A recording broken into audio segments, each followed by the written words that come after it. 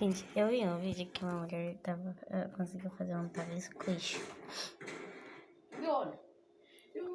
com tinta e gel, só que daí eu vi outro vídeo que o outro negócio chegou a mim, não deu certo. Aí eu tô tentando fazer. Aí eu ponho aí tinta, gel e cola glitter. Aí pras pessoas, aí deixa ela no congelador, já que eu vou deixar na geladeira.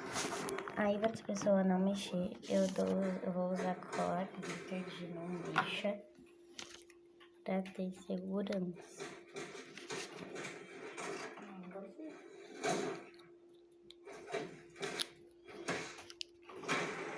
Pronto.